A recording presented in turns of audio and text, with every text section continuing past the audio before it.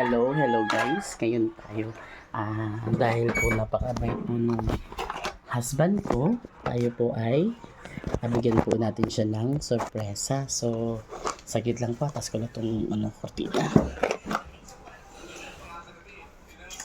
So guys, ngayon po, sorpresahin po natin yung asawa ko.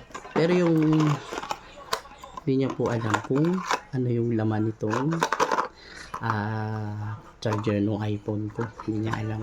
So guys, ang laman po nito sa ay bali po susi ng Aerox. Yung Aerox na bago ngayon. 147 something sa cash ito. So ayan po. Kaya guys, samahan nyo ako at susurpresahin po natin si Jowa. Wait lang po ha. Saglit. So, palabas na po ako ngayon ng kwarto. Hando po si Jowa. Ayan, sakit lang. Ayun. Nakahiga siya. Nakahiga po siya. So, sabihin ko sa kanya may regalo ako sa kanya. So, saglit lang ha. Ating ipaprank po natin.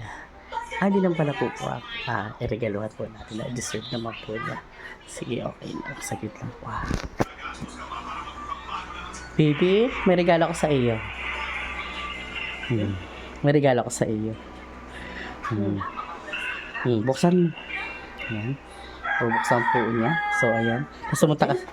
Yan, charger yan. Nasumunta ka sa labas. Dali. Ayan, punta siya sa labas. So, ayan. Antay po natin siya. Pupunta na po siya sa labas. So, tingnan po natin kung ano po yung regalo. Ayan. So, mamili lang po siya kung alin po yung gusto niyo doon. So ayan guys, saglit lang. Ayan. Ayan. So ayan.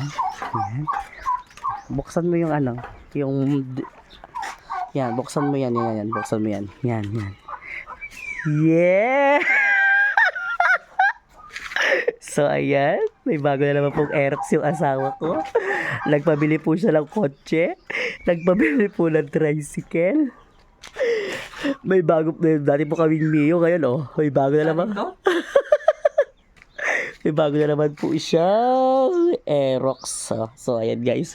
Ayan, deserve po naman ng asawa ko na siya po ay magkamera na Aerox. So ayan guys. Ayan.